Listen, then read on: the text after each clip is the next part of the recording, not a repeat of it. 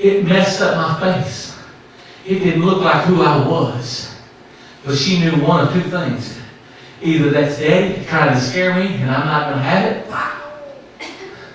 or that's the devil in my house and my daddy's been preaching that greater is he that is in me than he that is in the world. So pow! Either way, she let me have a double dose of it. What are you trying to say, preacher? I'm going to tell you exactly what I'm trying to say. When the devil comes at you with a distorted vision, when he comes to you with a distorted view of perception and wants you to perceive that something is not the way that it really is, it's time for us to get out the old slapper and say, let me tell you something, devil. You came into my house today, and in case you didn't know it, I'm not afraid of the big bad wolf. I'm not Little Red Riding Hood. I'm the one that's going to come out there. I'm the guy with the bow and arrow. I don't like wolves anyway. And so all I'm going to do is just take your life. I'm going to take your hide and I'm going to bury you. It's time that we stop letting the devil come to our life, our house with lies. It's time that we stop letting the devil come into our homes and tell us lies. That you'll always be sick. You'll never make it. You'll never amount to anything. You'll never amount to anything in the kingdom of God. Your life will never be any better.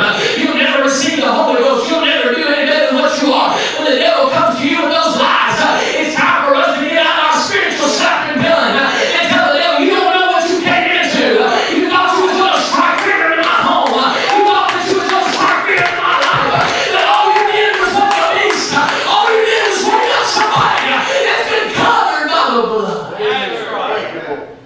Come on. Praise God. I had to wash all this. Boy, it smelled like sweat and preaching. Everything except for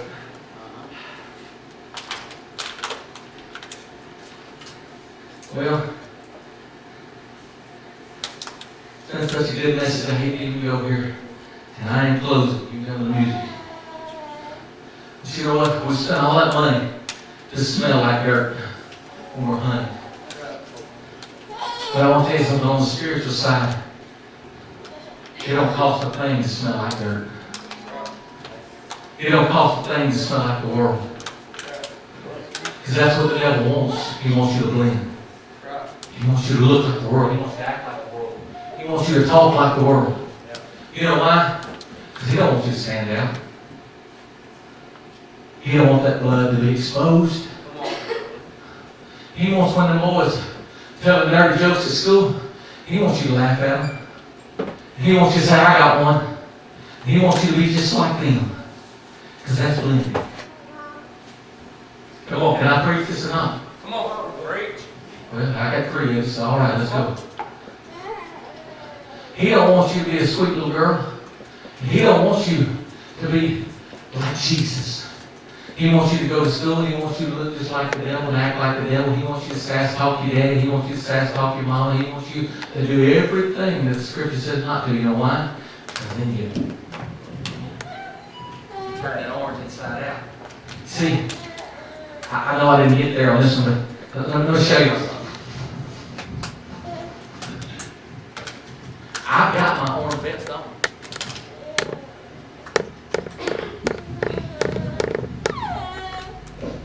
I've got my orange vest on. But the problem is that I'm not exposing it. Sister Lexi, when you go to school, I'm not just trying to single our young people out, but I'm going to tell you something. There's an all-out war against our young people. Yes, sir. Because the devil knows that he can destroy the younger generation. You know what? Most of you elders are set in your ways, but he knows that he can destroy the younger generation, that the church's future is over with. He don't want you to go to school. He don't want you to act like an apostolic young lady. He don't want you, you know what he wants you to be? He wants you to be a Tasmanian devil. Just unbridled. Anybody ever watch Tasmanian Devil on Looney Tunes? Yes, sir. Unbridled, man. He was wild. He was just wild as he could be, just spinning out of control.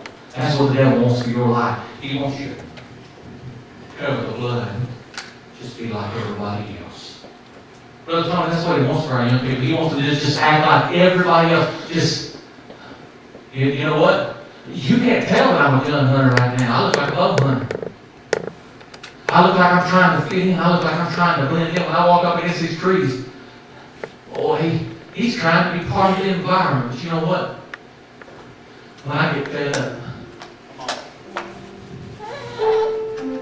you You see, the law in the state of Mississippi doesn't say you have to have on an orange vest. It says you have to have a minimum of 500 inches uncovered. That means that you can't have the orange camouflage because it's broken. It's got to be solid. It's got to be 500 inches minimum. That is unaltered. It's pure. Come on, I'm preaching to somebody right now. And you've got to have it exposed. Because just having your orange on, it's not good enough. Preacher, where you going? Okay, if you need me to help you out with that.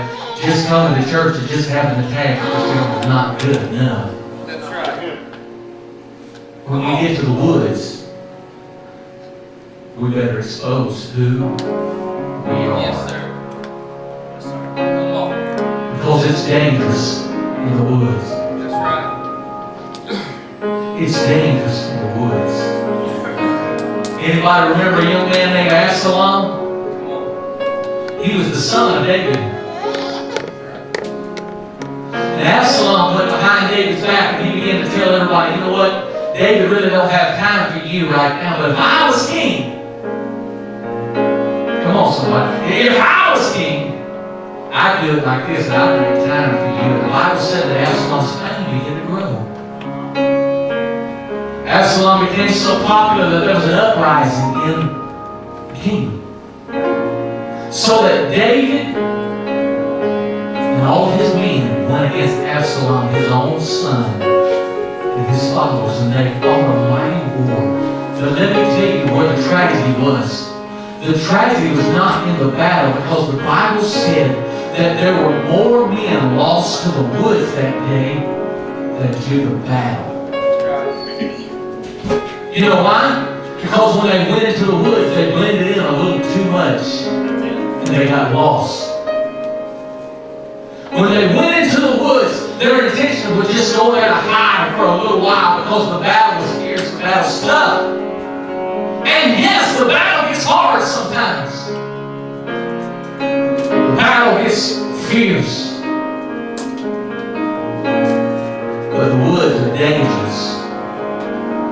We don't need to blend in with the woods. We've got to stand out. Brother Chris, we've got to stand out.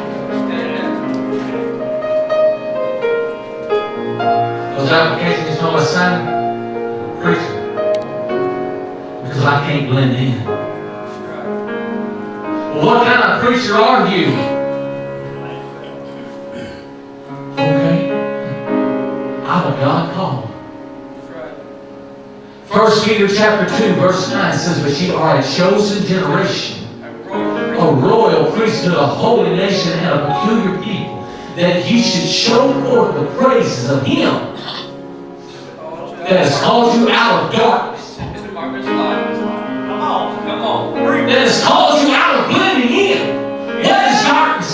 Everything blends in with the darkness except the light. Come on, that's right.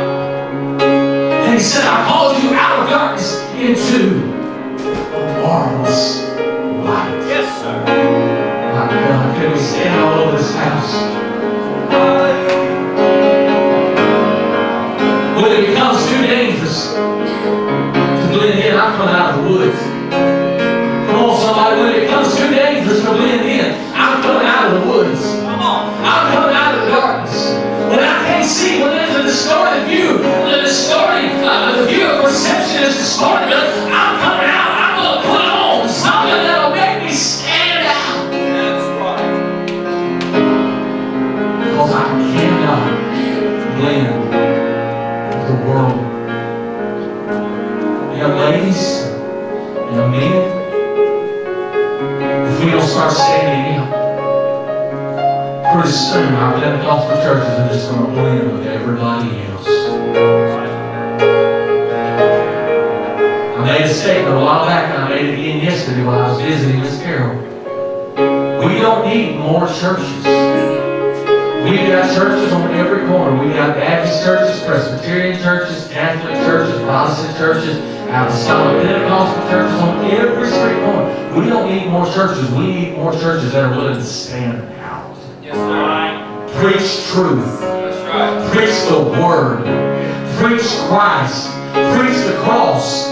Preach crucifixion. Preach repentance. Preach baptism. Preach the application of the blood. Right.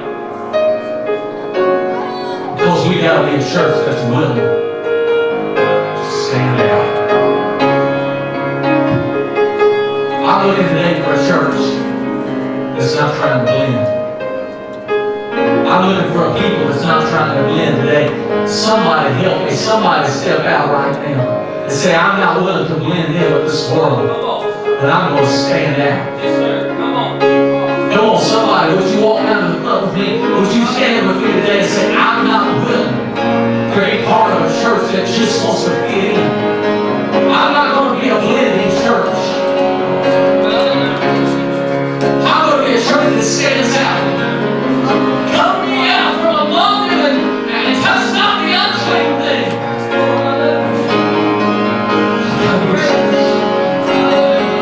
That stands out. Come on, I can't be a church.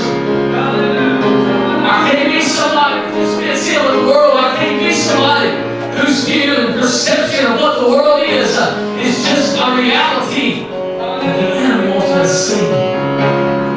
I've got to be different. I've got to act different. I've got to talk different. I've got to look different. I've got to walk different. I've got to pray different. I've got to live life different because if I don't, I'll become part of a blended society. But God help me to stand out. God help me to stand out and be counted. God help me to be more than what I am.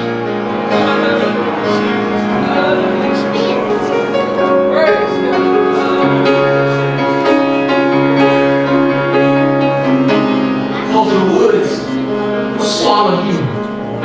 The woods will keep you. The woods will hold you back.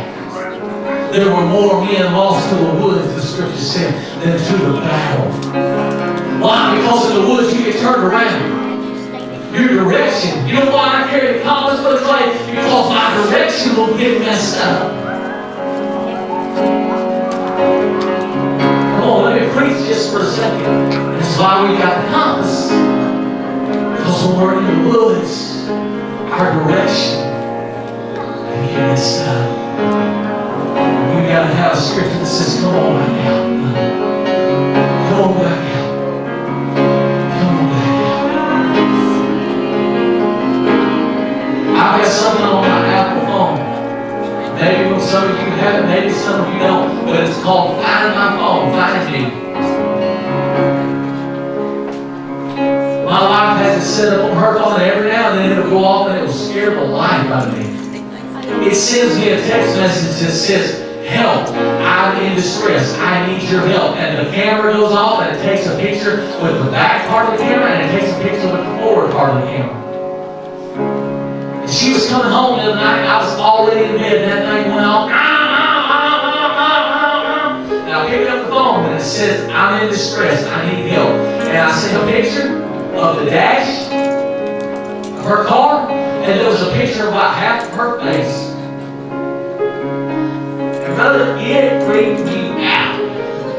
I jumped up out of bed and I'm reaching for blue jeans, I'm grabbing her clothes, and I'm trying to call and she won't answer the phone. And just about 30 seconds after it sends you that text message, it sends GPS coordinates to exactly where you are. And all I have to do is go over to Google Maps and put that in, and I can drive exactly within 3 feet of where you are. I got it set up on my phone because if I fall out of a tree stand and break my neck, I don't want the coyotes to get me before you find me. Come on, somebody. There's wolves in sheep's clothing. Yes, sir. That's trying to wait till you're down. And if you don't know how to make a distress call, preacher, you preaching a bunch of analogies today. No, I'm preaching to you exactly what the church needs for this hour. We got to learn how to get on our knees and make us call of distress to somebody that's willing to go above and beyond the call. Because right now, blending is way too dangerous. Blending is way too dangerous right now. Come on, I'm going to say it one more time. Let's go to the Lord in prayer. Blending is way too dangerous. Jesus, Lord, help us. God, you have called us out of darkness into your marvelous light.